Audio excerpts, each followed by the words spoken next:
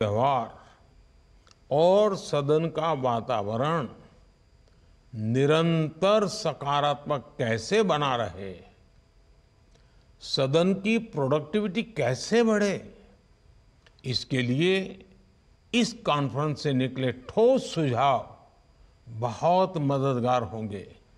साथियों, एक समय था जब अगर सदन में कोई सदस्य मर्यादा का उल्लंघन करे, उस पर नियम के मुताबिक कार्रवाई हो, तो सदन के बाकी वरिष्ठ उस सदस्य को समझाते थे ताकि भविष्य में वो ऐसी गलती ना दोहराए और सदन के वातावरण को, उसकी मर्यादाओं को टूटने न दे। लेकिन आज के समय में हमने देखा है कि कुछ राजनीतिक दल ऐसे ही सदस्यों के समर्थन में खड़े होकर उनकी गलतियों का बचाव करने लग जाते हैं। ये स्थिति संसद हो या विधानसभा, किसी के लिए ठीक नहीं। सदन की मर्यादा को कैसे बनाए रखा जाए, ये चर्चा इस फोरम में बहुत आवश्यक है। साथियों, आज एक और परिवर्तन के हम साक्षी बन रहे हैं। पहले अगर सदन के किसी सदस्य पर भ्रष्टाचार का आरोप लगता था तो सार्वजनिक जीवन में सभी उससे दूरी बना लेते थे। लेकिन आज हम कोर्ट से सजा पाए भ्रष्टाचारियों का भी सार्वजनिक रूप से महिमा मंडन होते देखते हैं।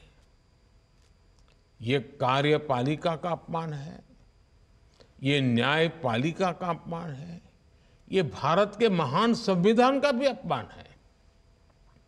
इस विषय पर भी इस कॉन्फ्रेंस में चर्चा और ठोस सुझाव भविष्य के लिए एक नया रोड मैप बनाएंगे। साथियों, अमृत काल में आज देश जिन लक्ष्यों को तय कर रहा है, उनमें हर राज्य सरकार और वहां की विधानसभा की बहुत बड़ी भूमिका है।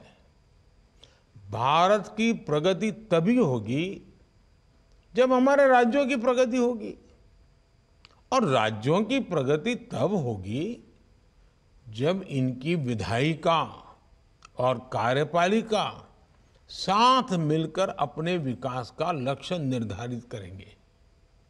विधायिका अपने राज्य के ऐसे लक्ष्यों की प्राप्ति में जितनी सक्रियता से काम करेगी, उतना ही राज्य आगे बढ़ेगा।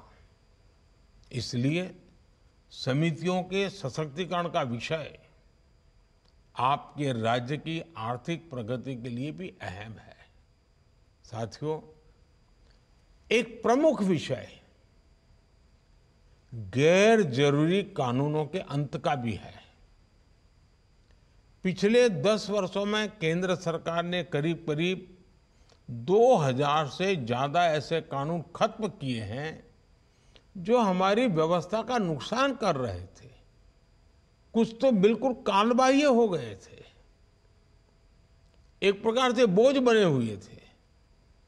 न्याय व्यवस्था के इस सरलीकरण ने सामान्य मानवीय को मुश्किलों को कम किया है, ईज ऑफ लिविंग बढ़ाई है।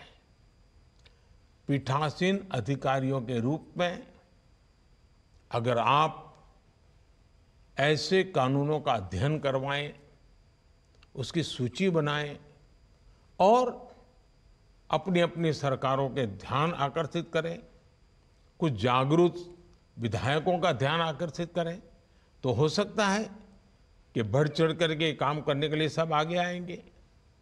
इसका देश के नागरिकों के जीवन पर बड़ा सकारात्मक प्रभाव होगा।